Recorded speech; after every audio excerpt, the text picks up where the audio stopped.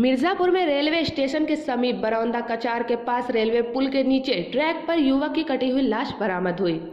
हमारे संवाददाता लवकुश तिवारी से मिली जानकारी के अनुसार युवक की उम्र लगभग 40 से 45 के करीब बताई गई।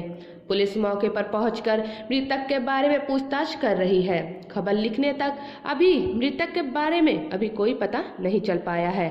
पुलिस जांच में जुटी हुई है। देश दुनिया की अन्य तमाम खबरों को देखने के लिए जुड़े रहिए हमारे साथ। देखते रहिए फास्ट न्यूज़ प्लस।